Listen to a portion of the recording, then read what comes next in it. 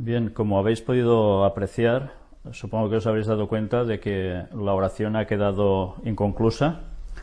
En mitad de la grabación se ha ido la señal, pero he querido que esto quedara registrado.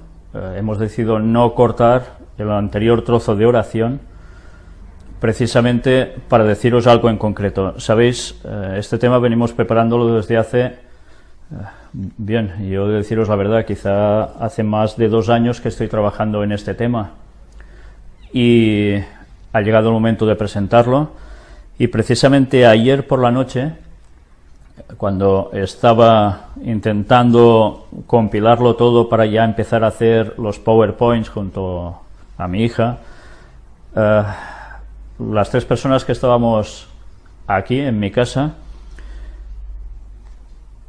estaban colaborando conmigo mientras estaba preparando el tema, haciendo distintas cosas asociadas a esto. Y bien, ya sabéis que tengo un perro y el perro ya es especial de por sí, pero en ciertos momentos el perro, justo precisamente ayer, se alborotó de un modo inaudito y hizo cosas muy extrañas aquí donde estoy ahora, que ya veis dónde estoy.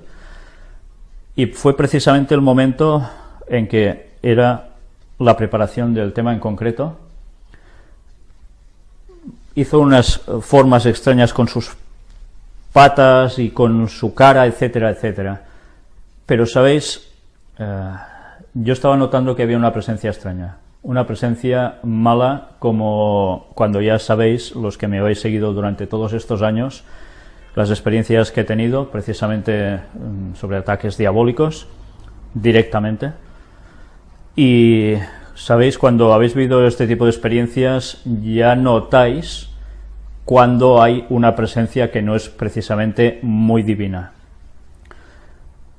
Y ayer fue uno de esos momentos. Las 2 personas junto a mí me estaban comentando lo mismo, que habían notado algo extraño, incluso como se erizaba el pelo, un escalofrío. Y en un principio yo no quise decir nada, porque creí, bueno, si lo noto yo ya está. Y me puse a hacer oración. Mientras seguía trabajando, mentalmente estaba haciendo oración. Y todo se acabó, gracias a Dios. Pero ya veis, ahora empezamos el tema, vuelve a haber otra cuestión así. Claro, podéis decir, son casualidades, son tonterías, son formas de pensar que uno tiene que relaciona con todo esto, porque viene condicionado, etcétera, etcétera. Bien, yo sé que es un tema que a alguien no le interesa para nada que se trate. Y ese, evidentemente, es a Satanás. Y ya veréis al final de todos estos temas el por qué él no quiere que se trate. Pero para eso vamos a tardar aún unas cuantas charlas para poder llegar a saberlo. A pesar de todo, como la oración ha quedado inconclusa, me gustaría volver a orar para retomar el hilo de lo que vamos a tratar hoy.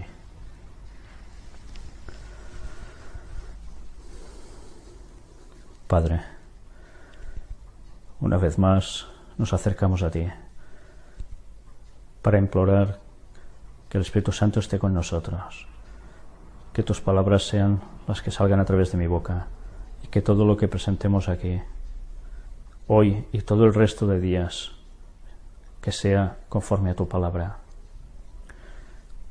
Ayúdame, Señor, siempre a estar en lo correcto, a luchar por tu palabra, por la verdad, y que el Espíritu Santo me ayude a recibir la luz suficiente para impartir a los demás, como lo estás haciendo con tantas otras personas y algunas de las que están colaborando tan íntimamente conmigo. Padre, aparta al maligno de nosotros. Ayúdanos a poder dar el mensaje de amonestación a este mundo, para que muchos se añadan a tu pueblo. Perdona nuestros pecados, que todo te lo pedimos en el nombre de Jesús y por su sangre preciosa, Señor. Amén.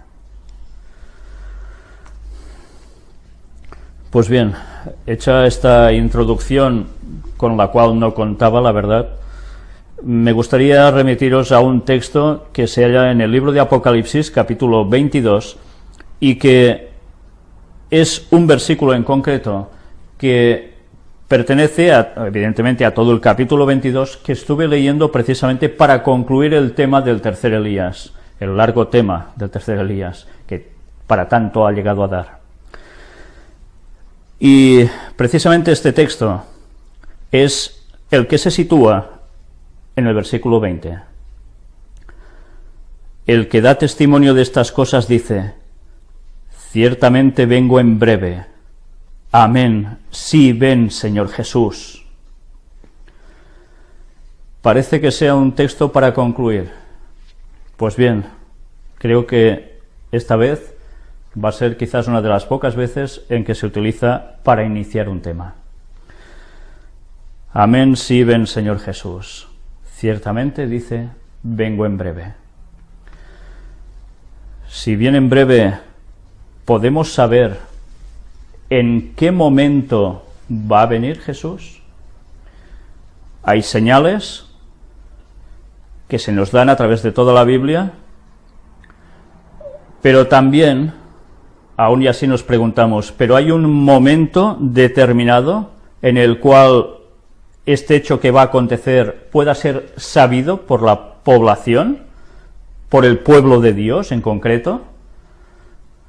Pues es lo que intentaremos desvelar. Y, ¿sabéis? Cuando iba a plantear este tema, uno se queda que no sabe por dónde empezar exactamente, pidiéndole a Dios que me orientara, hasta que finalmente creo que lo que voy a exponer es algo de una forma que veréis que está bastante, ¿cómo os diría yo?, ordenada, en un cierto sentido, en el cual las evidencias irán hablando por sí solas. Y las conclusiones las vais a sacar vosotros, no solo yo.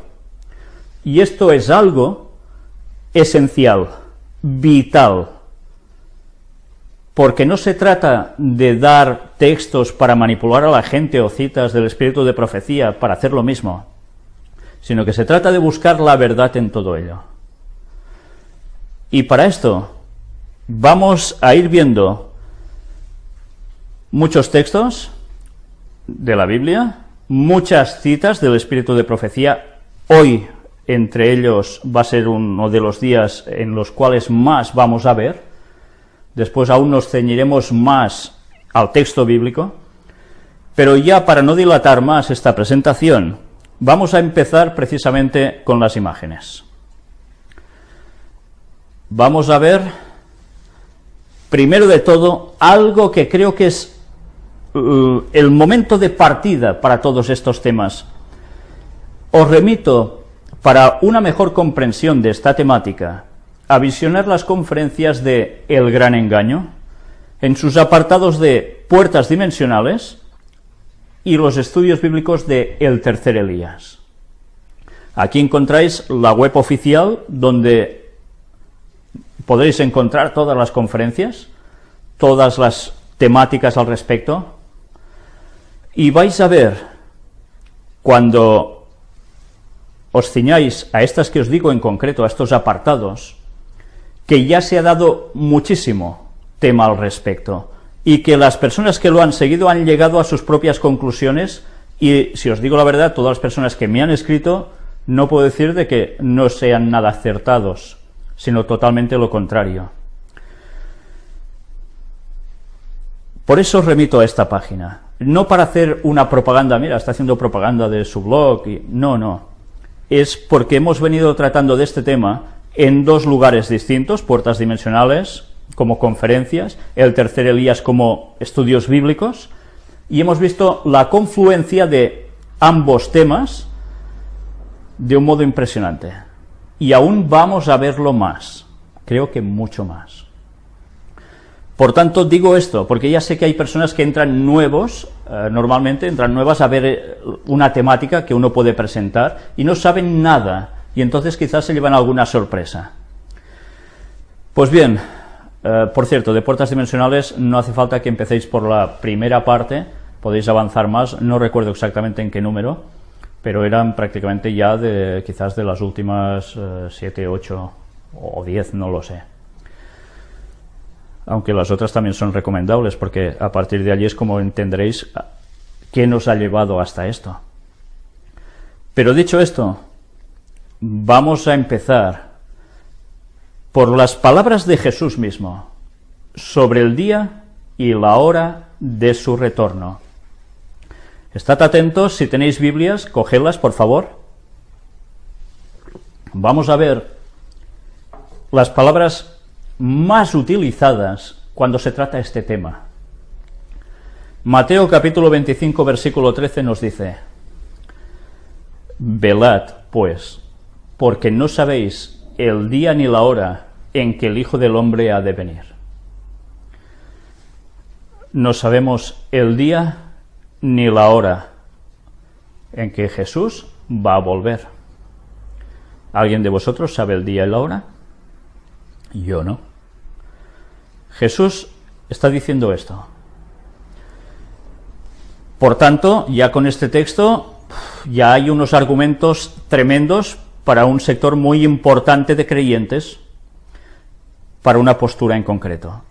Pero aún se va a reforzar más cuando Mateo 24, versículo 44 nos dice: por tanto, también vosotros estad preparados, porque el Hijo del Hombre vendrá a la hora que no pensáis. Bueno, con dos textos seguidos ya prácticamente cerramos tema, ¿no? Una hora que no pensamos. ¿Que no pensamos nosotros o que no pensaban sus discípulos?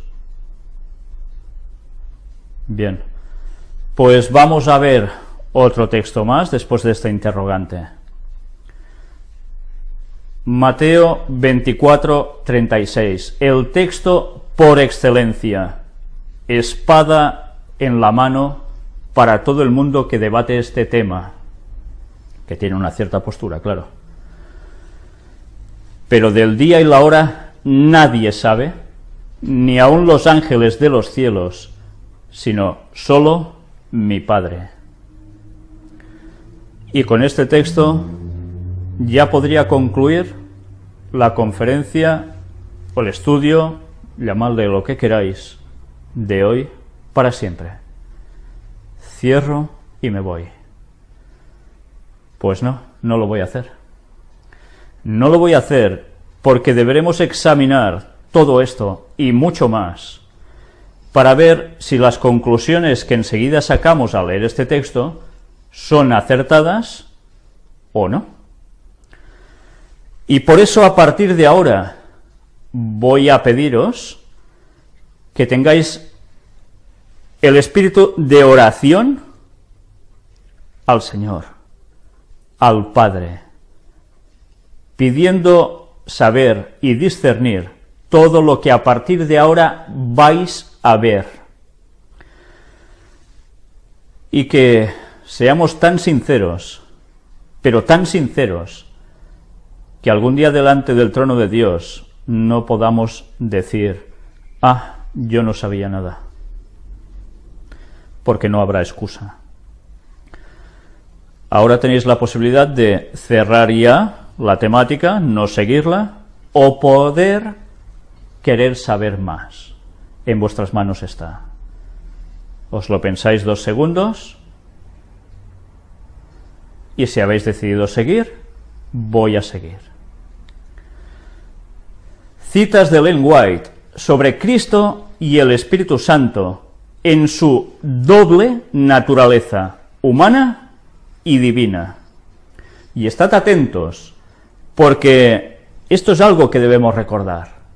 Naturaleza doble de Cristo, cuando vino como humano, vino como hombre, evidentemente, pero también era Dios a su vez, ¿no? De un modo extraño, que no podemos comprender tan fácilmente, Dios se encarna, se hace hombre, pero en ningún momento utiliza su divinidad, sino que solo sigue con su humanidad. Pero después de esto, una vez centrados un poco en este esquema, del cual también trataremos en su momento, si Dios quiere, sobre la naturaleza humana de Cristo, si era como antes de pecar Adán o era como después de pecar Adán. Ya hemos dado alguna pincelada en temas anteriores. Ahora lo importante es que nos demos cuenta también sobre estas citas que nos hablan de dos momentos de Jesús. Dos. Uno cuando está en la tierra, como humano, y otra cuando Él ya ha ascendido a los cielos. Por tanto, ha cambiado.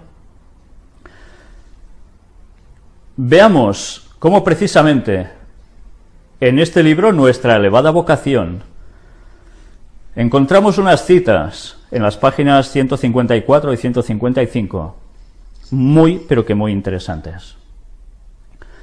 No voy a leer solo lo que está en azul, voy a leer prácticamente todo, pero destacando ciertos puntos que son los que están subrayados. Y empezaré por la parte de arriba, donde nos dice: el Espíritu proporciona la fortaleza que sustenta al alma que lucha y se esfuerza en toda emergencia, en medio de la hostilidad de los parientes, del odio del mundo, de la comprensión de sus propias imperfecciones y errores. La unión del esfuerzo divino y humano, la estrecha conexión primero, último y siempre con Dios, la fuente de toda fortaleza, esto es absolutamente necesario. Y estamos en este contexto cuando ahora vemos, en esta cita de la Review and Herald de 1908, a Jesús, quien se vació a sí mismo por la salvación de la humanidad perdida, le fue concedido abundantemente el Espíritu Santo. Esto es muy interesante y enseguida os debería remitir a los temas presentados sobre el Espíritu Santo. En estos estudios bíblicos, creo que presenté 8 o 9 temas al respecto y aún habrá más que presentar si Dios quiere en su momento. Pero automáticamente, si analizamos esto, nos damos cuenta que Jesús se vació a sí mismo por la salvación de la humanidad. ¿Cómo se vació Jesús? ¿Solo es una forma simbólica, metafórica de hablar? ¿Hasta qué punto se llegó a vaciar realmente Jesús, literalmente, en el momento de la cruz? ¿Y de qué modo? Fue crucificado, su sangre en sus manos, en sus pies, aparte de los latigazos que había recibido, su corona de espinas, todas sus heridas. Pero llega un momento en que se vacía absolutamente, y es cuando el soldado atraviesa con la lanza el costado de Jesús. Literalmente Jesús se vació con el agua y la sangre que le brotó del costado de la herida y que ya sabemos dónde fue a parar a través de las temáticas que hemos presentado. Y que era vital que ese hecho sucediera para toda la salvación nuestra. Vital. Pero mirad cómo justo cuando nos dice esto, nos dice: le fue concedido abundantemente el Espíritu Santo a Jesús. Cuando Él estaba en vida, encarnado en la tierra, Jesús, ¿qué tenía de particular? Pues que el Espíritu Santo estaba abundantemente en Él. ¿Qué quiere decir? ¿Quién lo guiaba? Pues el Espíritu Santo. ¿Quién le daba el conocimiento? El Espíritu Santo. Pero vamos a seguir leyendo, porque veréis que esto, en un principio que parece una tontería, va a ser clave para entender lo que hemos visto antes, esos textos. Así será dado a cada seguidor de Cristo, cuando todo el corazón le sea entregado para que more en él. Nuestro Señor mismo dio la orden: sed llenos del Espíritu, en Efesios 5:18, y esta orden también es una promesa de su cumplimiento.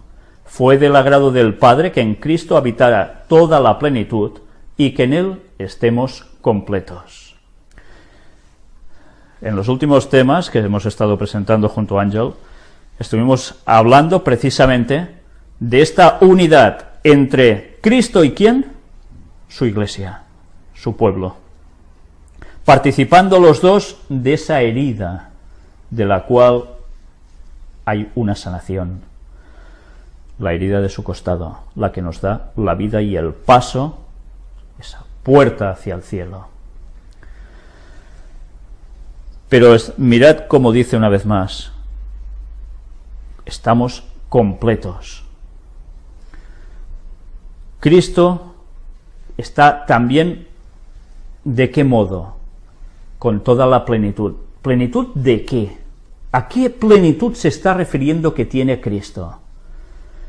Si yo os digo que es toda la plenitud de la divinidad, algunos diréis, no puede ser. Bueno, ya lo veréis, que es el texto el que nos va a hablar. Y esto lo digo básicamente pensando en las personas que tienen problemas para captar la divinidad, el tema de la divinidad tan importante.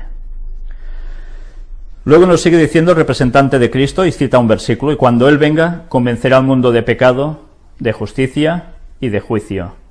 Y es Juan 16:8. ¿De quién está hablando aquí? ¿De Jesús? No. ¿Del Padre? No. ¿De quién habla? Vamos a ver. Como el Consolador, en mayúsculas, ha de venir y os convencerá de pecado, de justicia y de juicio, cuidad de no resistir al Espíritu de Dios.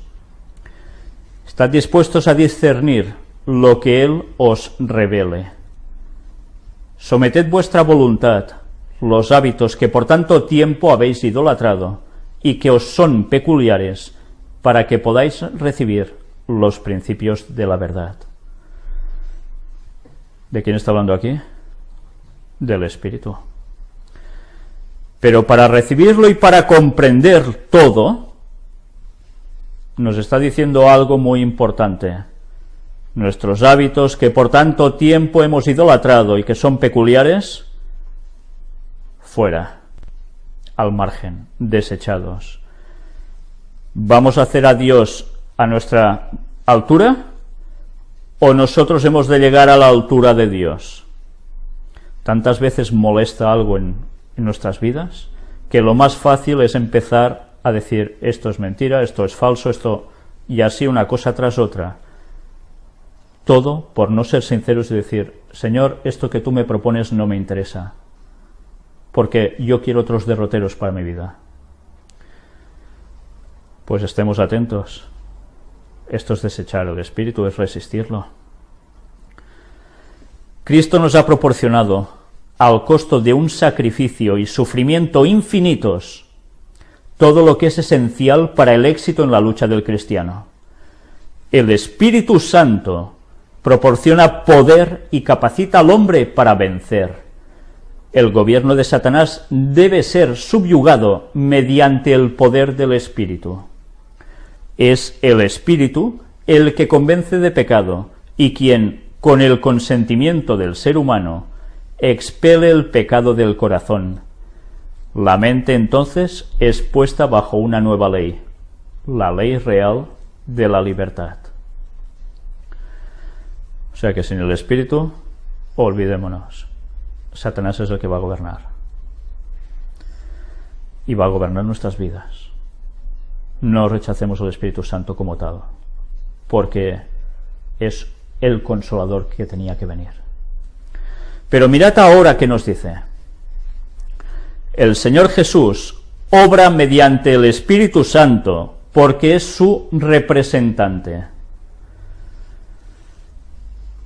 El Espíritu Santo es el representante de Jesús, por tanto no es Jesús y tampoco es Dios Padre. Mediante él infunde vida espiritual al alma, aviva sus energías para el bien, limpia de la contaminación moral y capacita para su reino. Vamos, el todo. Y diréis, ¿y qué tiene que ver todo esto? Pues vamos a seguir viendo. Jesús tiene abundantes bendiciones para derramar, ricos dones para distribuir entre los hombres.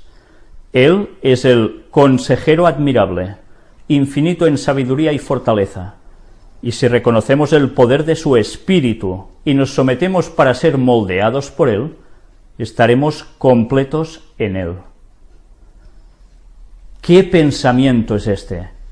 En Cristo habita corporalmente toda la plenitud de la deidad, y vosotros estáis completos en Él.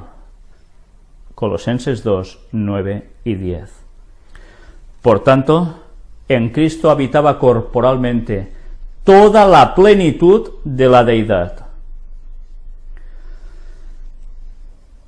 ¿Cuesta entender esto? Pero así fue. La divinidad entera estaban en Él, habitando corporalmente en Él. Y además, nosotros estamos completos en Él. Por tanto, Cristo participaba de Padre y Espíritu Santo plenamente, pero nosotros, ¿de qué debemos participar entonces? Exactamente de lo mismo, si queremos estar completos en Él. Ahora entenderéis por qué en algunos textos decía, vosotros sois dioses. No porque seamos un Dios con el concepto tal cual tenemos de Dios, sino porque participamos, estamos completos en Él. El corazón humano no puede conocer la felicidad hasta que se somete para ser moldeado por el Espíritu de Dios. El Espíritu conforma el alma renovada según el modelo Jesucristo. No hay otra forma. El Espíritu conforma el alma renovada según el modelo que es Jesucristo. Por tanto, el Espíritu no es el mismo Jesucristo. Mediante su influencia, la enemistad contra Dios se cambia en fe y en amor, y el orgullo en humildad. El alma percibe la belleza de la verdad, y Cristo es honrado en la excelencia y la perfección del carácter. Cuando se efectúan estos cambios, los ángeles rompen en cantos de alabanza, y Dios y Cristo se gozan por las almas que son modeladas según la semejanza divina. El Espíritu Santo es el que moldea, ¿y quién se ponen contentos? Dios y Cristo. Mirad si los textos hablan. ¿Y todo esto qué tiene que ver? Pues estábamos hablando de Jesús como hombre, que tenía en Él. Pero sigamos viendo, porque todo esto nos va a dar claves para entender muchas cosas. Nos dice la entrega al dominio del Espíritu, y se cita otro texto, Romanos 8, 13 y 14. Porque si vivís conforme a la carne, moriréis. Mas si por el Espíritu hacéis morir las obras de la carne, viviréis. Porque todos los que son guiados por el Espíritu de Dios, estos son hijos de Dios. La voluntad del hombre es agresiva y constantemente se esfuerza por someter todas las cosas a sus designios. Si se alista al lado de Dios y del bien, los frutos del Espíritu aparecerán en la vida. Y Dios ha señalado gloria, honra y paz a cada persona que obra el bien. Cuando se permite que Satanás moldee la voluntad, él la utiliza para cumplir sus fines. Estimula las propensiones al mal, despierta las pasiones y las ambiciones impías. Él dice, yo te daré todo este poder, estos honores, riquezas y placeres pecaminosos, pero pone por condición la entrega de la integridad y el embotamiento de la conciencia. Así degrada las facultades humanas y las pone en cautividad para obrar el mal. Por tanto, ¿Satanás qué hace con los seres humanos? Estimula las propensiones al mal. ¿A Jesús le podía estimular las propensiones al mal? No, porque él no tenía tendencia al mal. Él vino como el primer Adán. Y Adán, en un principio, no tenía esas propensiones al mal.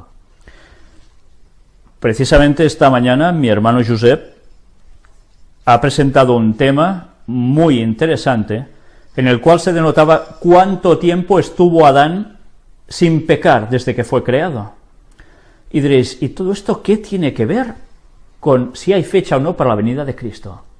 Pues ya lo iréis viendo, porque tanto en Biblia como en Ellen White se muestra que Adán vivió 33 años y medio sin pecar. Curiosamente, mira qué casualidad, lo mismo que vivió Jesús, desde su nacimiento en Belén hasta su muerte en la cruz.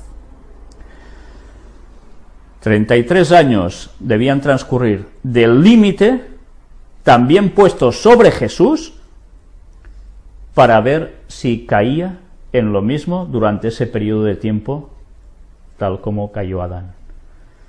Partieron de la misma base, sin tendencia al mal. No como el resto de los humanos que hemos pasado por esta tierra. Esta es una gran diferencia entre Jesús y nosotros, pero que no por eso nos exime de no pecar. Muy al contrario.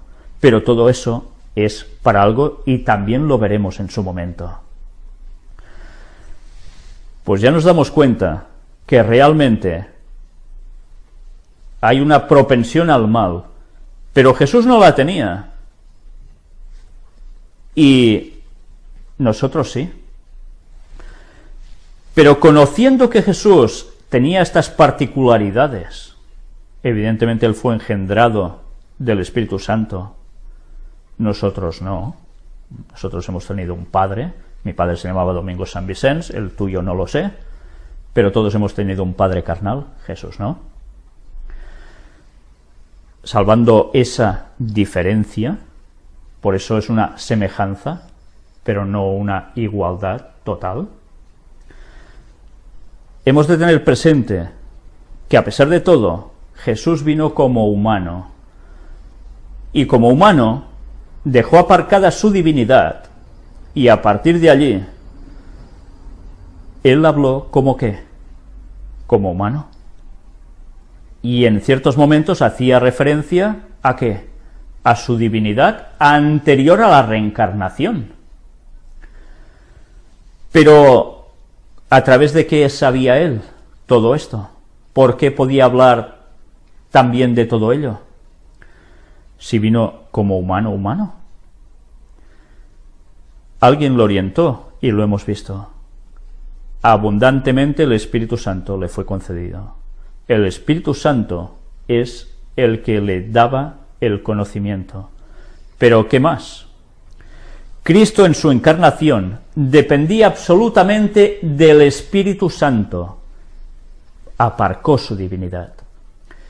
Cristo después, en el cielo, ya en naturaleza divina, conservando su humanidad, actúa a través del Espíritu Santo, su representante. Esta es la gran diferencia. Cuando vino como humano, dependía absolutamente del Espíritu Santo para su conocimiento, para todo. Después ya en el cielo, Él envía al Espíritu Santo para que se quede con todos nosotros en este mundo. Y en fin, eso evidentemente tiene un gran peso para todos nosotros. Con lo cual Él ya vuelve a ser ¿el qué cuando está en el cielo? Dios. Dicho esto, diréis, qué tontería, si esto ya lo sabe todo el mundo. Algunos no, creen otras cosas. Era necesario ponerlo en base para poder captar el significado de los textos anteriores. Por tanto, cuando pronunció las palabras de Mateo 24:36 registradas allí, pero del día y la hora nadie sabe, ni aun los ángeles de los cielos, sino solo mi Padre, eran desde su visión humana, limitada, lo que él sabía se lo transmitía al Espíritu Santo, ¿y qué más? Y el conocimiento de la Torá. ¿Cómo aprendió él la palabra? Elena White es muy clara. La Virgen María, su madre, fue la que le instruyó en el conocimiento de la palabra. Por eso a los 12 años podía estar discutiendo en el templo con gente de un gran conocimiento bíblico de su época. Esto es una base para poder empezar a entender ya todo lo que vendrá a partir de ahora. Vamos a ver citas de Ellen White donde se anuncia el día y la hora. Ellen White dice esto. Vamos a ver qué aparece en primeros escritos, porque nos iremos llevando después algunas sorpresas más, Ya veis, está en el capítulo Mi primera visión. Pronto oímos la voz de Dios, semejante al ruido de muchas aguas, que nos anunció el día y la hora de la venida de Jesús. Los 144.000 santos vivientes reconocieron y entendieron la voz, pero los malvados se figuraron que era fragor de truenos y de terremoto. Cuando Dios señaló el tiempo, derramó sobre nosotros el Espíritu Santo, y nuestros semblantes se iluminaron refulgentemente con la gloria de Dios, como le sucedió a Moisés al bajar del Sinaí. Los 144.000 estaban todos sellados. Bien, aquí podríamos hablar de los 144.000, ¿verdad? Enseguida parece que la vista ya se nos vaya directamente hacia este número, su significado, etcétera, etcétera. Bien, Elena White es muy clara, 144.000 santos vivientes, ni uno más ni uno menos, y no son santos muertos, son santos vivientes. Gente viva esperando el regreso de Cristo, sobre los cuales se derrama el Espíritu Santo y se iluminan. Literalmente, además. Pero, ¿os habéis dado cuenta que en ese contexto, ya de persecución final, es cuando se oye la voz de Dios, semejante al ruido de muchas aguas, que nos anuncia ¿el qué? Nos anuncia el día y la hora de la venida de Jesús. Por tanto, si hasta entonces no aparece la voz de Dios anunciando el día y la hora de la venida de Jesús, ¿vamos a encontrarla nosotros en la Biblia? ¿Vamos a encontrarlo en algún texto por escondido que parezca que pueda ser? No. Podéis buscar tanto como queráis, pero quien diga el día y la hora de la venida de Jesús está cometiendo un error gravísimo. Bien, dicho esto, algunos estarán muy contentos, otros en principio no tanto. Vamos a ver más cosas, porque hay un dato muy interesante. Resulta que esa página 15, esta que veis aquí de primeros escritos, llevaba una nota que está al final del libro, ya veis en qué página, la 297, donde se nos dice algo muy, pero que muy interesante. No tengo la menor noción del tiempo mencionado por la voz de Dios. Oí proclamar la hora, pero después que salí de la visión no tuve el menor recuerdo de esa hora. Pasaron delante de mí escenas de interés tan emocionante y solemne que ningún lenguaje resulta adecuado para describirlas. Todo eso, para mí, era una viviente realidad. Esto lo escribió en 1888. Y curiosamente fue la época en que también salió un libro a la luz, si no recuerdo mal, El conflicto de los siglos, la gran controversia, el gran conflicto. Era interesante que ella aclarara esto, porque automáticamente la gente que le iba a preguntar, anda, si has oído el día y la hora, dínoslo, ¿no? Pues no lo recordó, sabía que lo había dicho, pero sale de la visión y ya no se acuerda. Bueno, pues para nosotros puede ser un fastidio, pero es muy clara, muy simple, no lo recuerda. Pero sabiendo esto, vamos a ver otra cita, bueno, aquí la tenéis más ampliada por si no lo habíais visto bien, y volvemos a primeros escritos, pero ahora en la página 34. En el tiempo de angustia, huimos todos de las ciudades y pueblos, pero los malvados nos perseguían y entraban a cuchillo en las casas de los santos. Pero al levantar la espada para matarnos, se quebraba ésta y caía tan inútil como una brizna de paja. Está hablando de un momento impresionantemente terrible, ¿eh?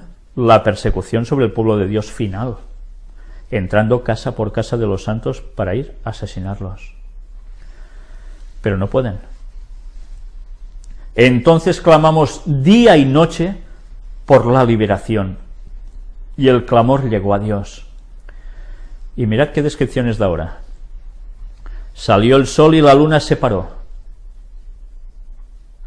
Esta frase que os acabo de leer va a ser una frase clave para entender el tema, yo diría, justo prácticamente al final de él.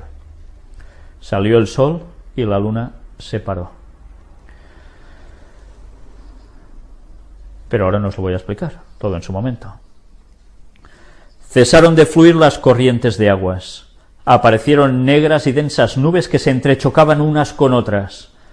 Pero había un espacio de gloria fija, del que, cual estruendo de muchas aguas, salía la voz de Dios que estremecía cielos y tierra. Y que ya vimos en los temas de puertas dimensionales, desde Orión. El firmamento se abría y cerraba en honda conmoción, las montañas temblaban como cañas agitadas por el viento y lanzaban peñascos en su derredor. El mar hervía como una olla y despedía piedras sobre la tierra. Y mirad ahora. Y al anunciar Dios el día y la hora de la venida de Jesús, cuando dio el sempiterno pacto a su pueblo, pronunciaba una frase y se detenía de hablar, mientras las palabras de la frase rodaban por toda la tierra. Interesante que utilice rodar. Ya hemos visto la connotación de esa palabra y cómo precisamente tiene una relación total con esa puerta que nos lleva a Cristo hasta el cielo. Pero ya ves, se pronuncia por parte de Dios el día y la hora de la venida de Jesús. Pero mirad que sigue diciendo. El Israel de Dios permanecía con los ojos en alto, escuchando las palabras según salían de labios de Jehová, y retumbaban por la tierra como fragor del trueno más potente. El espectáculo era pavorosamente solemne, y al terminar cada frase, los santos exclamaban, ¡Gloria! ¡Aleluya! Sus rostros estaban iluminados con la gloria de Dios, y resplandecían como el de Moisés al bajar del Sinaí, como nos decía antes, en la página 15. A causa de esta gloria, los impíos no podían mirarlos, y cuando la bendición eterna fue pronunciada sobre quienes habían honrado a Dios, santificando su sábado, resonó un potente grito por la victoria lograda sobre la bestia y su imagen. Bien, podría hablar ahora de el porqué de tanta importancia del sábado precisamente en esos momentos. Bueno, es la causa de la persecución contra el pueblo de Dios, la marca de la bestia, la imposición del domingo como día de reposo para todo el mundo, que finalmente va a decir, ¿y estos que guardan el sábado a qué aspiran? Pues hay que eliminarlos porque todas las desgracias es por culpa de ellos. Y Satanás va a hostigar precisamente cuando venga haciéndose pasar por Jesús para que ese momento se produzca, eliminar totalmente al pueblo de Dios. Y recordemos, el sábado tiene una consonancia con el pacto y a su vez con la llaga de Cristo en la cruz. El brote de su sangre es nuestro pasaporte al cielo. Pero bien, vamos al tema. El día y la hora de la venida de Jesús lo pronuncia Dios.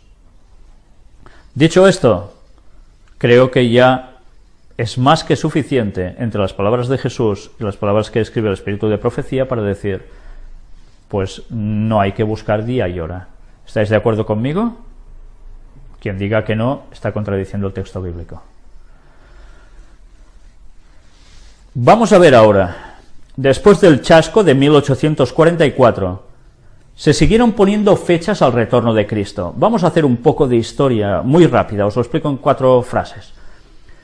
Los movimientos que hubieron en 1840 aproximadamente en Estados Unidos sobre que había una fecha para el retorno de Cristo, que era el 22 de octubre, primero se dijo de 1843, después se dijo 1844 por el cálculo año cero, etc., hizo de que, claro, esa gente, ese movimiento que se llamó adventista, estuviese esperando ese momento decisivo para la venida de Jesús. Pero claro, no llegó Jesús. ¿Y qué hubo? Un gran chasco. Pero ellos se habían basado en una profecía llamada de los 2300 días, en equivalencia día por año profético, por tanto 2300 años, y esa profecía terminaba precisamente en el 22 de octubre de 1844, que coincidía en el día del Yom Kippur, el día precisamente de expiación que los judíos habían tenido como algo tan sagrado durante tantos años, que allí sucedía algo. Bien, todo eso ya lo sabéis los que ya seguís las temáticas, y los que no, pues que lo busquen. Pero hubo gente que no se resignó en decir,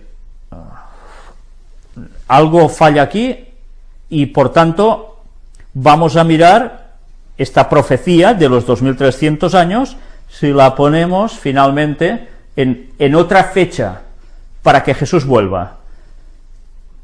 Y allí hubo una división, porque hubo gente que se iba levantando poniendo fechas de nuevo al final de esa profecía, que evidentemente la profecía se cumplía en 1844, lo que no se cumplía era el hecho de esa profecía, no era que Jesús iba a volver, sino que Jesús pasaba en el cielo, en el tabernáculo, en el templo del cielo, del lugar santo al lugar santísimo, para empezar el juicio sobre el pueblo de Dios. Y cuando termine el juicio, entonces es cuando viene.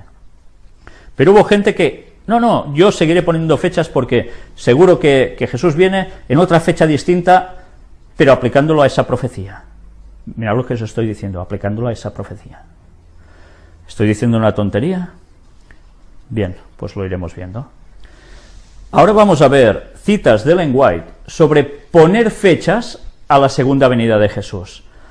Y ahora es cuando, después de leer lo que vamos a leer, muchos se van a quedar con una satisfacción tremenda, y otros, una vez más, parecerán chasqueados.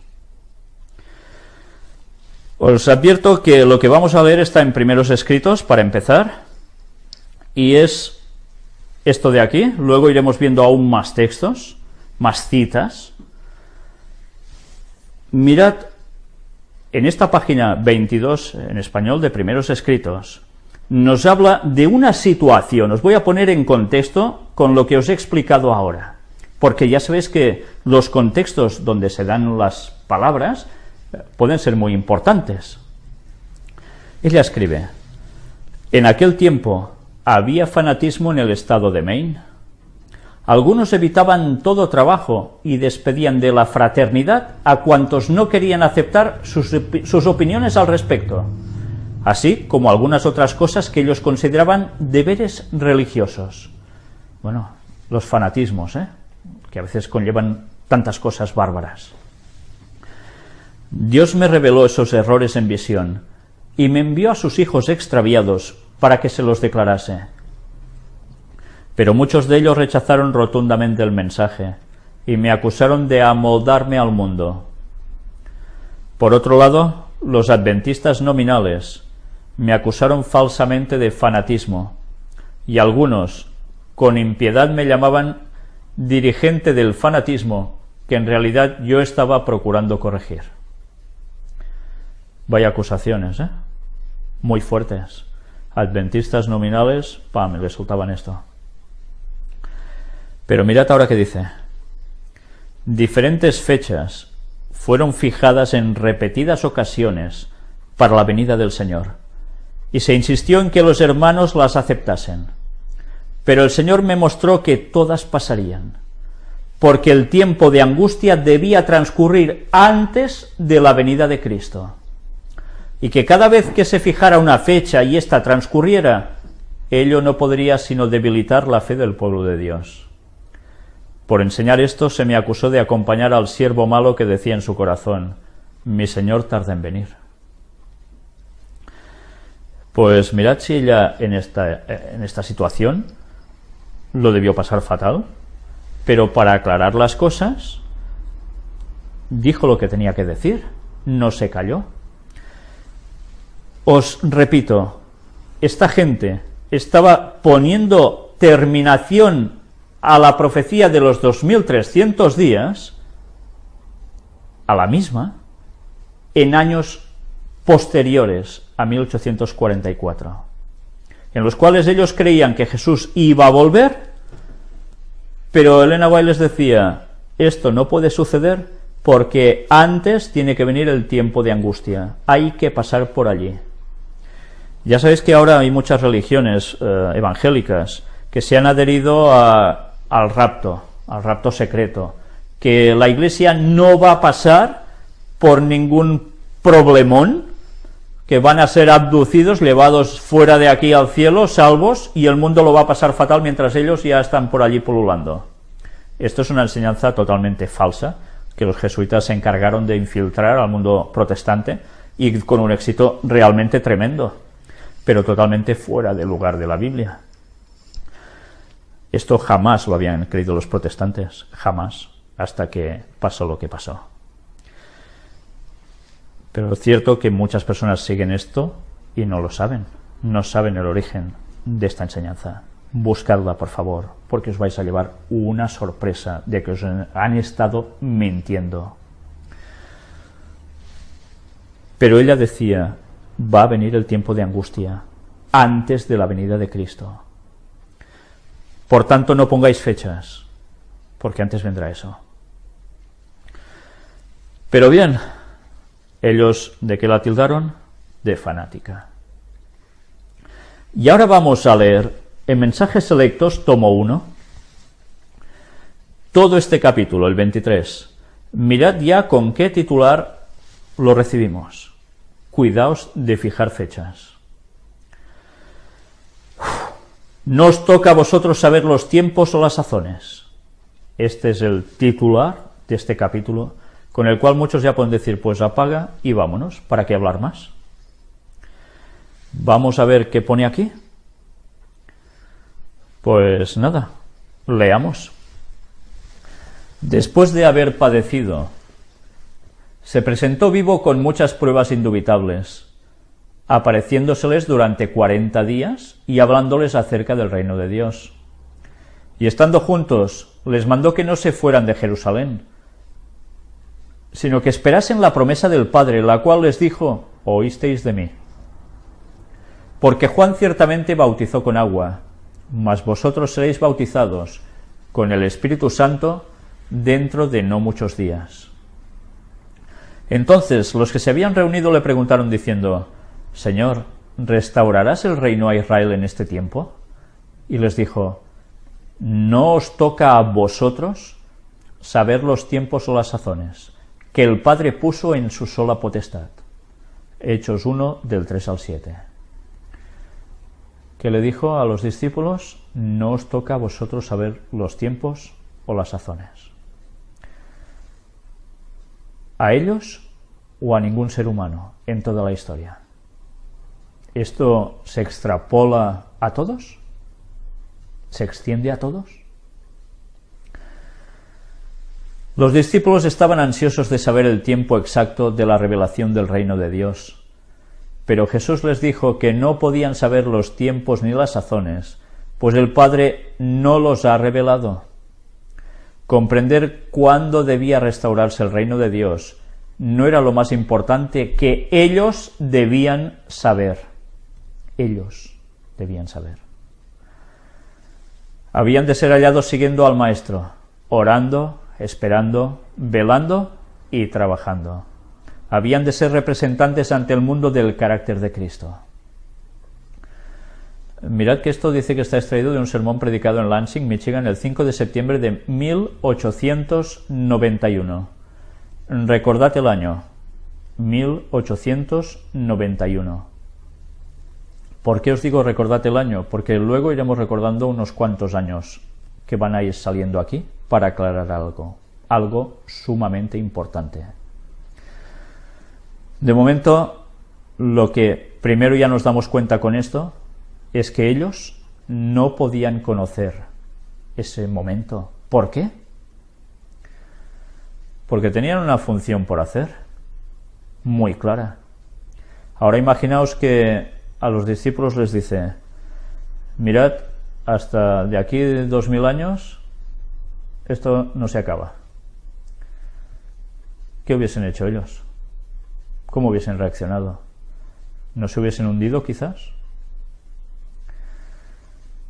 Ellos, mirad en los textos del Nuevo Testamento, como cuando escriben es como si ya estuviesen a punto de que todo aconteciese. Vivían con esa esperanza. Esa esperanza es la que los motivó a todo esto, con el fuego que tenían dentro del Espíritu Santo para proclamar lo que habían vivido con Cristo. Pero bien, no les tocaba, ¿verdad? No les tocaba. Lo que era esencial para una experiencia cristiana de éxito en los días de los discípulos es esencial en nuestros días. Mira qué nos dice aquí. Ahora nos pone hasta nuestros días, 1891. Os lo recalco, 1891. Y les dijo: no os toca a vosotros saber los tiempos o las sazones que el Padre puso en su sola potestad, pero recibiréis poder cuando haya venido sobre vosotros el Espíritu Santo. Y después de que el Espíritu Santo viniera sobre ellos, ¿qué habían de hacer? Y me seréis testigos en Jerusalén, en toda Judea, en Samaria y hasta lo último de la tierra. Hechos 1, 7 y 8.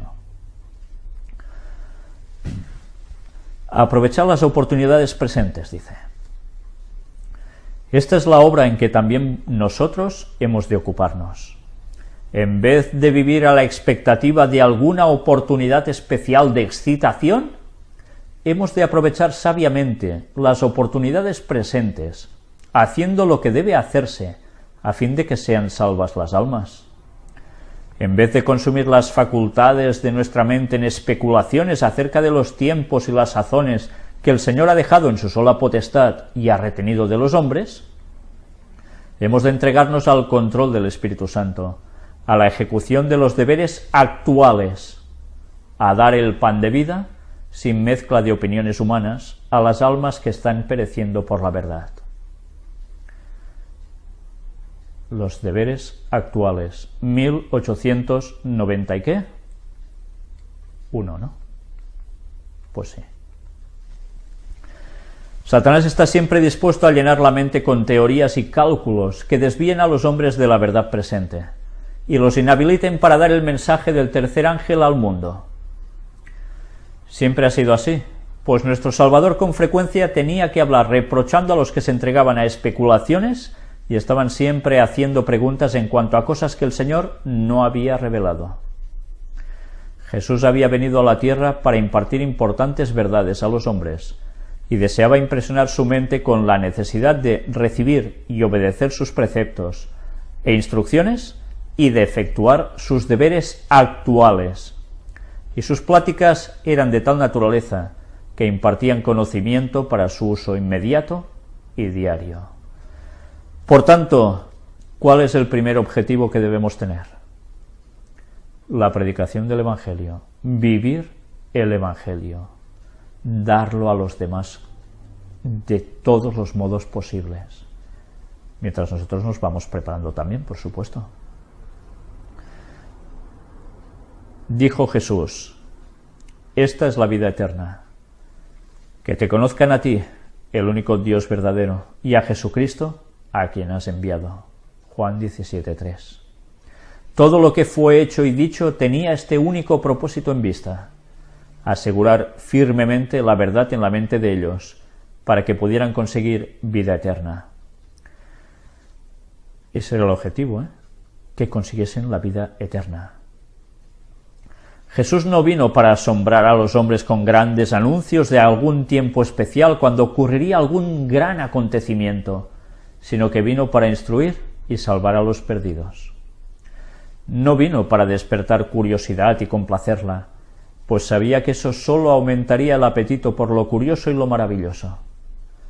Su propósito era impartir conocimiento por el cual los hombres pudieran aumentar su vigor espiritual y avanzar en el camino de la obediencia y de la verdadera santidad. Dio sólo las instrucciones que podían ser apropiadas para las necesidades de la vida diaria, tan sólo aquellas verdades que podían ser dadas a otros para el mismo destino. No hizo nuevas revelaciones a los hombres, sino que les hizo entender verdades que habían estado oscurecidas por mucho tiempo, o que habían sido puestas fuera de su lugar por las falsas enseñanzas de los sacerdotes y maestros. Jesús colocó de nuevo las gemas de verdad divina en su marco adecuado, en el orden en que habían sido dadas a patriarcas y profetas. Y después de haberles dado esa preciosa instrucción, prometió darles el Espíritu Santo para que así recordaran todas las cosas que les habían sido dichas. Estamos continuamente en peligro de ponernos por encima de la sencillez del Evangelio. Hay un intenso deseo en muchos de impresionar al mundo con algo original que eleve a la gente a un estado de éxtasis espiritual y que cambie el estado actual de cosas. Ciertamente hay gran necesidad de un cambio en el estado actual de cosas, pues no se comprende como se debiera el carácter sagrado de la verdad presente. Pero el cambio que necesitamos es un cambio de corazón, y sólo se puede obtener buscando a Dios individualmente, buscando su bendición, pidiéndole su poder, orando fervientemente, para que su gracia pueda venir sobre nosotros y que sean transformados nuestros caracteres. Este es el cambio que necesitamos hoy, y para lograrlo debiéramos ejercer energía perseverante y manifestar cordial fervor. Debiéramos preguntar con verdadera sinceridad: ¿qué debo hacer para ser salvo? Debiéramos saber exactamente qué pasos estamos dando hacia el cielo. Mensaje clarísimo. Primero, toca prepararte bien. No se trata de sensacionalismos. Da el Evangelio tal cual es. 1891. Amonestación en contra de fijar fechas. Cristo dio a sus discípulos verdades cuya anchura, profundidad y valor poco apreciaron y tampoco comprendieron, y el mismo estado de cosas existe hoy en el pueblo de Dios. También hemos fallado en comprender la grandeza o percibir la belleza de la verdad que Dios nos ha confiado hoy. Si avanzáramos en conocimiento espiritual, veríamos que la verdad se desarrolla y expande en ciertos aspectos en que poco hemos soñado, pero nunca se desarrollará en algún aspecto que nos induzca a imaginar que podemos conocer los tiempos y las sazones que el Padre ha puesto en su sola potestad. Vez tras vez se me ha amonestado acerca de fijar fechas. Nunca más habrá un mensaje para el pueblo de Dios que se base en el tiempo. No hemos de saber el tiempo definido, ya sea del derramamiento del Espíritu Santo o de la venida de Cristo. Dicho esto, ¿terminó aquí? Muchos terminan su lectura aquí. Y para muchos esto es más que suficiente. No hemos de saber el derramamiento del Espíritu Santo, cuándo será, no hemos de saber venida de Cristo. Por tanto, está claro, del día y la hora nadie sabe, solo el Padre. Apaga y vámonos, ya está. Si yo me quedara aquí, muchos estarían muy contentos. Pero no me puedo quedar aquí. Voy a seguir leyendo esto, voy a seguir leyendo otras cosas, y después nos vamos a llevar una sorpresa. Antes de venir a esta reunión, estuve buscando en mis escritos para ver lo que debiera llevar a Australia, y encontré un sobre en el cual estaba escrito: Testimonio dado acerca de fijar fechas. 21 de junio de 1851. Presérvalo cuidadosamente. Esto ponía este sobrescrito, ¿eh? Lo abrí y esto es lo que encontré. Dice: copia de una visión que dio el Señor a la hermana White el 21 de junio de 1851 en Camden, Nueva York. El Señor me mostró que el mensaje debe avanzar y que no debe depender del tiempo, pues este no será nunca más una prueba. Interesante, ¿eh? Esto lo mencionamos también en el tema del tercer Elías. No debemos avanzar por cuestiones de saber tiempos. Debemos avanzar por otras cosas. Vi que algunos estaban siendo objeto de una falsa excitación provocada por predicar fechas, que el mensaje del tercer ángel puede permanecer sobre su propio fundamento y que no necesita de fechas para fortalecerse, y que proseguirá con gran poder y efectuará su obra y será abreviado en justicia. Clarísimo, ¿eh? Sobre todo hay un mensaje, el de los tres ángeles, y después el cuarto que se añade, por supuesto. Ese es el mensaje que hay que dar. Ese mensaje no le hacen falta fechas para nada. No hemos predicado ese mensaje durante unos años y hemos visto resultados increíbles de personas convirtiéndose, personas que no creían absolutamente en nada o que eran totalmente contrarias al Evangelio, pero incluso en lados satánicos, y ahora son seguidores de Dios, son su pueblo. Desde luego no hace falta fechas para eso. El mensaje es clarísimo por sí solo, cualquiera puede ver. Pero vamos aún a leer más. Vi que algunos estaban haciendo que todo se encaminara a este próximo otoño. Interesante, ¿eh? Esto es, hacían sus cálculos y disponían de sus propiedades tomando ese tiempo como punto de referencia. Vi que eso estaba equivocado por esta razón. En vez de ir cada día a Dios y desear fervientemente conocer sus deberes actuales, miraban hacia adelante y hacían sus cálculos como si supieran que la obra iba a terminar este otoño, sin preguntar diariamente a Dios cuál es su deber. Era un problema. En ese otoño ya esperaban el acabose, en vez de estar haciendo lo que ella decía. Copiado en Milton, el 29 de junio de 1851. Este fue el documento que encontré el lunes pasado al buscar entre mis escritos. Y aquí está otro que fue escrito en cuanto a un hombre que fijaba fechas en 1884 y propagaba sus argumentos para probar sus teorías. El informe de lo que hacía me fue presentado en el Congreso de Jackson, Michigan, y dije a los hermanos que no debían prestar atención a la teoría de ese hombre, pues no sucedería el acontecimiento que él predecía. Dios ha puesto en su propia potestad los tiempos y las sazones. ¿Y por qué no nos ha dado Dios ese conocimiento? Porque si lo hiciera, no lo usaríamos debidamente.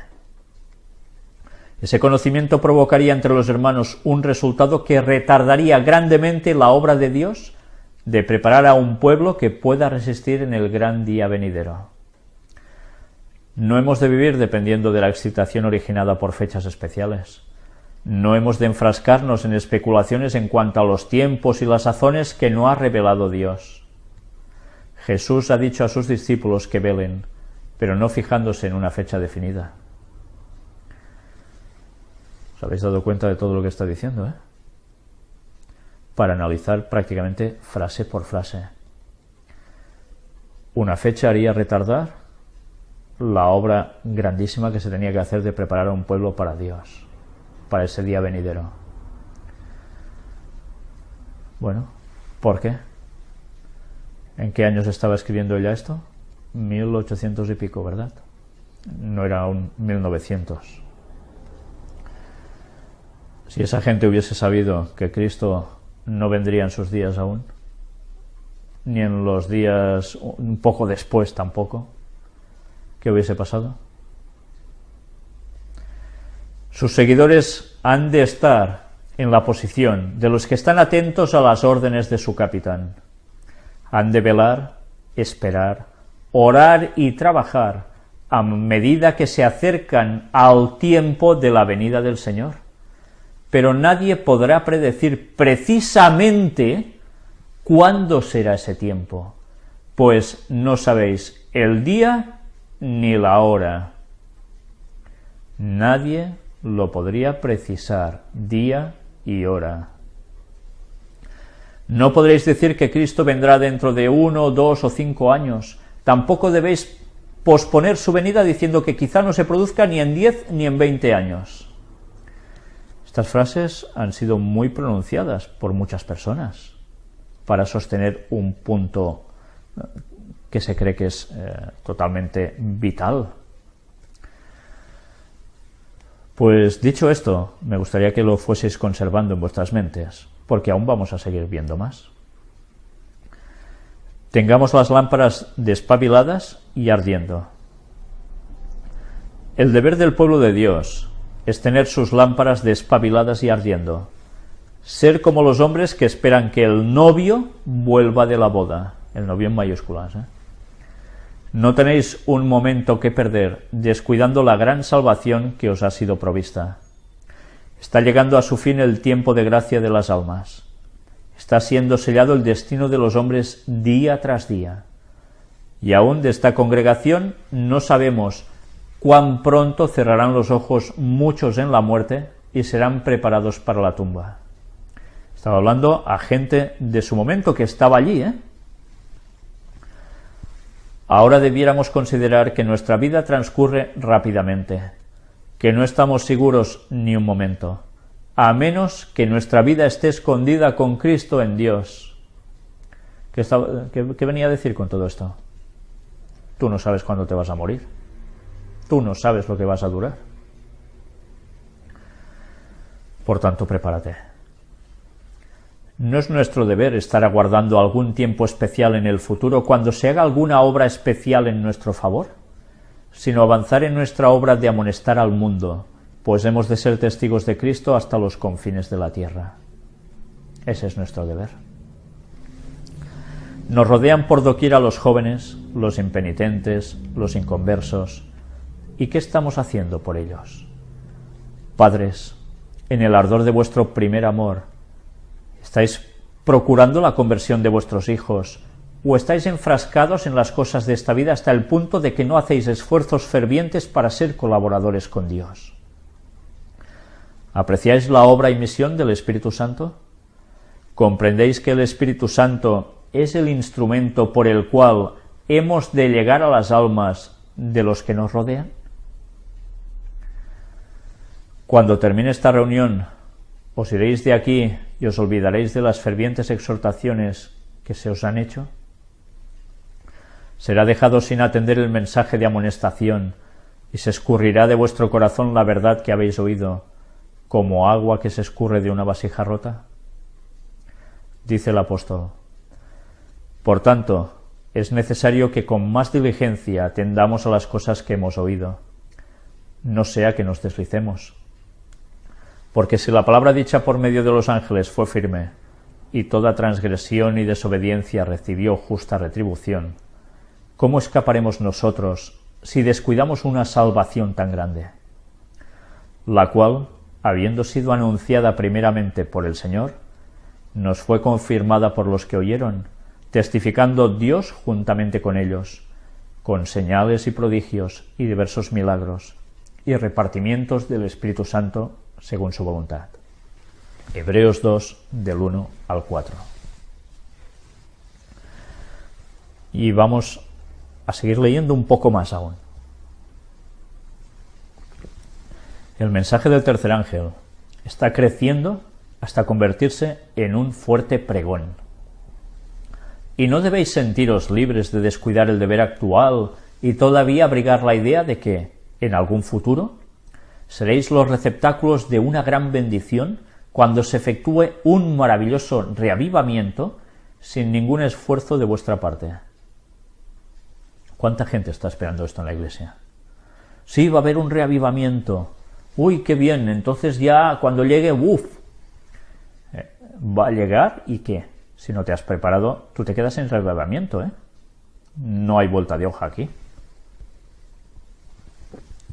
Hoy habéis de entregaros a Dios para que os haga vasos de honra aptos para su servicio, porque hay otros vasos que no son de honra ni aptos para su servicio.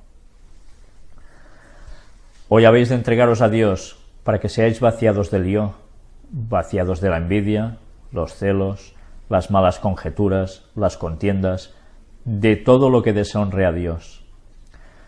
Hoy habéis de tener purificado vuestro vaso, para que esté listo para el rocío celestial, listo para los chaparrones de la lluvia tardía, pues vendrá la lluvia tardía, y la bendición de Dios llenará cada alma que esté purificada de toda contaminación.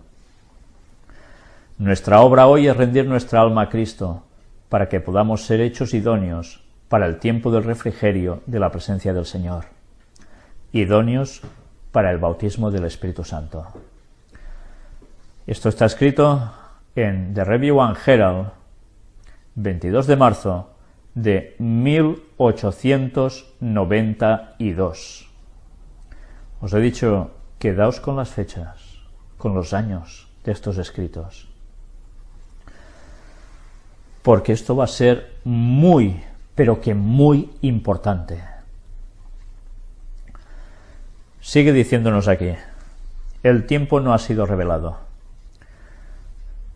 Dios no nos ha revelado el tiempo cuando terminará este mensaje, o cuando el tiempo de gracia llegará a su fin.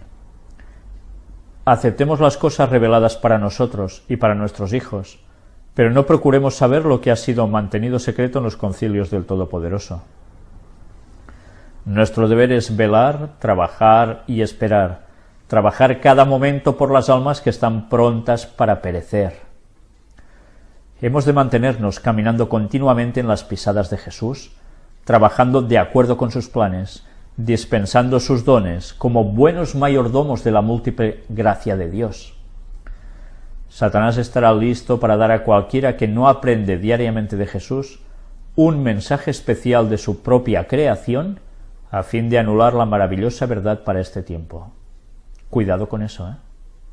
Ya lo vemos. Pueden haber gente que empiecen a decir cosas de su propia creación que en verdad, ¿quién es el que lo está moviendo? Satanás. Y todo eso no va a servir para preparar un pueblo, todo lo contrario. Me han llegado cartas preguntándome si tengo alguna luz especial en cuanto a la fecha de la terminación del tiempo de gracia. Y contesto que solo tengo este mensaje que dar, que ahora es el tiempo de trabajar mientras dure el día, pues viene la noche cuando nadie puede obrar. Ahora, precisamente ahora, es el tiempo cuando debemos estar velando, trabajando y esperando. La palabra del Señor revela que el fin de todas las cosas está cerca, y su testimonio es clarísimo en esto. Es necesario que cada persona tenga la verdad arraigada en el corazón, de modo que controle la vida y santifique el carácter. El Espíritu del Señor está obrando para llevar la verdad de la palabra inspirada y grabarla en el alma, de modo que los profesos seguidores de Cristo tengan un gozo santo y sagrado que puedan impartir a otros. Ahora es el tiempo oportuno para que trabajemos nosotros, precisamente ahora, mientras dura el día. Pero nadie ha recibido la orden de escudriñar las Escrituras a fin de asegurar, si es posible, cuándo terminará el tiempo de gracia. Dios no ha concedido tal mensaje a ningún labio mortal. Él no quiere que ninguna lengua mortal declare aquello que ha ocultado en sus concilios secretos. Review and Herald, 9 de octubre de 1894. Mirad que habla del tiempo de gracia.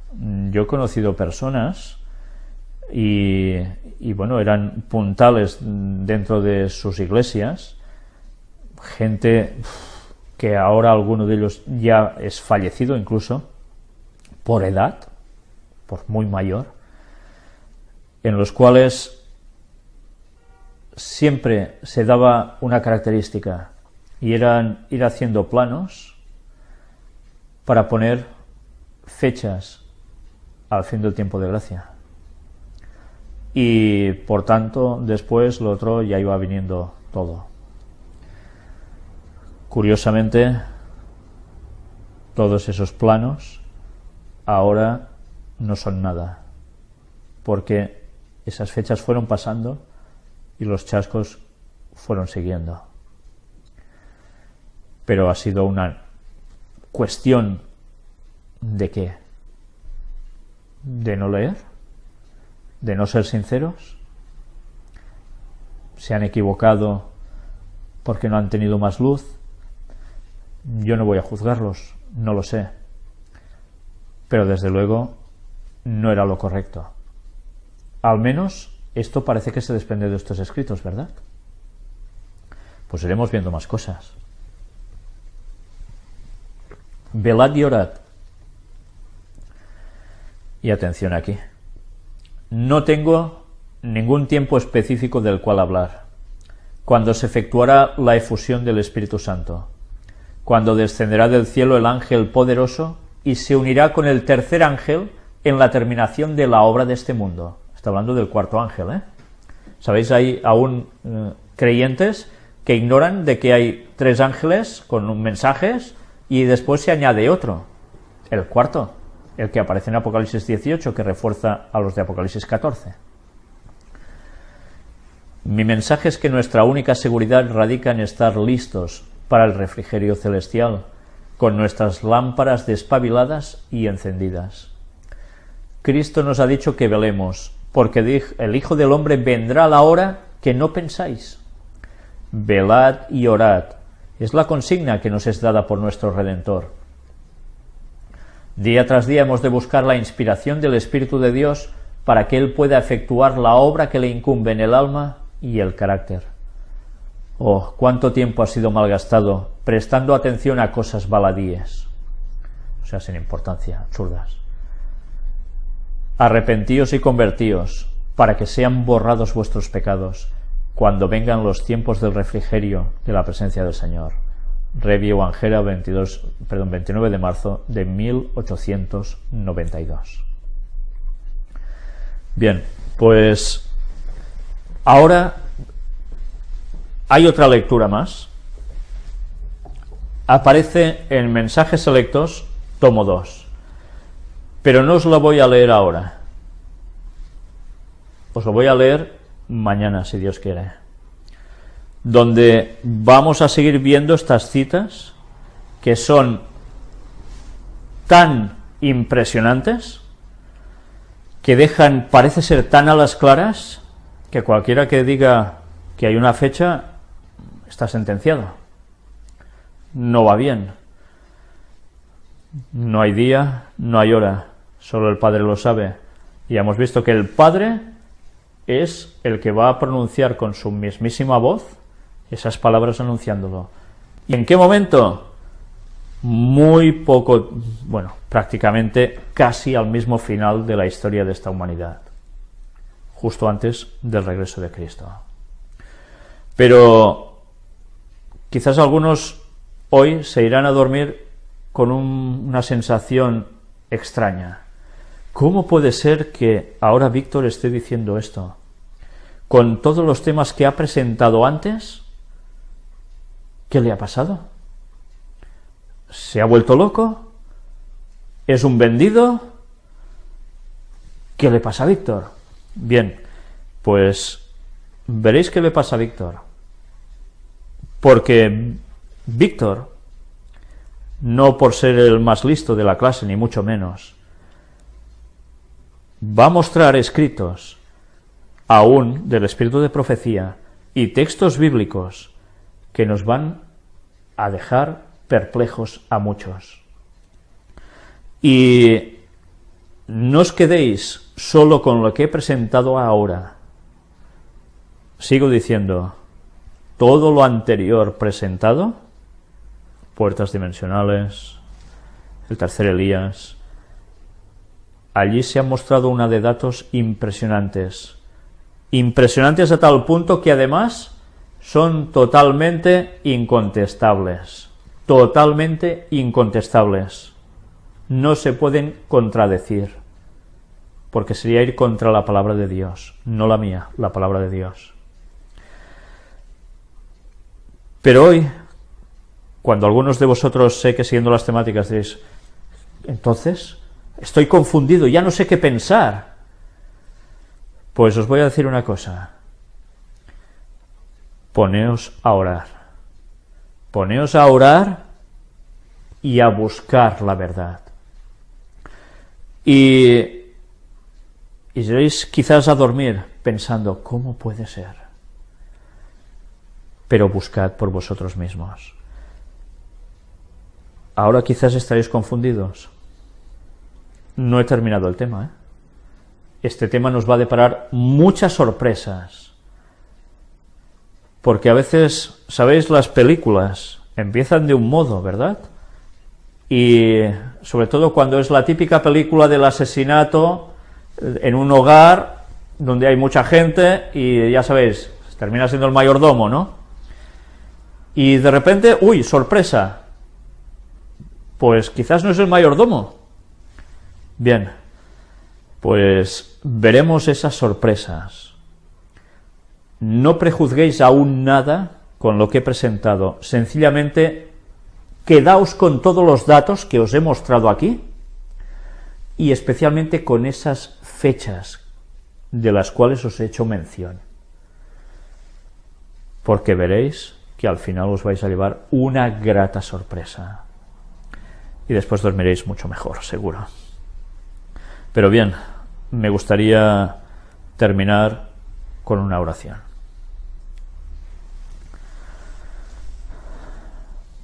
Padre, te quiero pedir que el Espíritu Santo nos guíe, que el Espíritu Santo nos dirija absolutamente en todo, en el conocimiento de tu palabra, en buscar tu verdad y sobre todo en vivirla, porque de qué nos sirven las fechas si no vivimos conforme a tu voluntad, de qué nos sirve alertar a la gente si nosotros mismos erramos en nuestras vidas. Ayúdanos a santificarnos, Señor. Nuestra tendencia al mal, después de tantos años de pecado, de casi 6.000 años de pecado, son casi insoportables para nuestras naturalezas. Por eso debemos agarrarnos aún con más fuerza a ti, Señor. Ayúdanos a hacerlo. Ayúdanos a no echarnos atrás y a resistir hasta el final. Y si es tu voluntad, a poder ser de los 144.000 sellados. Si es tu voluntad, pero si no, si nos llamas antes al descanso en cualquier situación, que estemos preparados para poder levantarnos en la segunda venida, Señor, y poder estar contigo para siempre en el cielo, y después otra vez aquí en la tierra, con los redimidos de todas las épocas. Pero, Padre, te queremos seguir pidiendo que nos ayudes a entender este tema, que tanto daño ha hecho tantas veces durante tantos años al pueblo adventista y a tantos otros cristianos, pero que también ha llegado a perjudicar a muchas personas que les ha servido de excusa para rechazar el mensaje. Por eso te queremos pedir, Señor, que sobre todo nos ayudes a predicar el mensaje de los 3 ángeles y del cuarto, el que se añade con toda la fuerza y el poder para avisar a este mundo de este gran engaño satánico que pronto va a culminar, muy pronto, y que no somos a veces conscientes. Ayúdanos a preparar un pueblo para tu venida y que sobre todo permanezcamos firmes hasta el fin. Que el Espíritu Santo nos dé todo el conocimiento que necesitamos, Señor, y ayúdanos a tener tu fuerza, tu palabra de vida, para transmitirla con todo el poder necesario para que muchas más personas vengan a ti. Perdona nuestros pecados, Señor, Y gracias porque Cristo lo derramó todo, absolutamente se derramó todo por nosotros en esa muerte en la cruz y en esa llaga en su costado. Bendícenos, Señor, que todo te lo pedimos en el nombre de Jesús. Amén.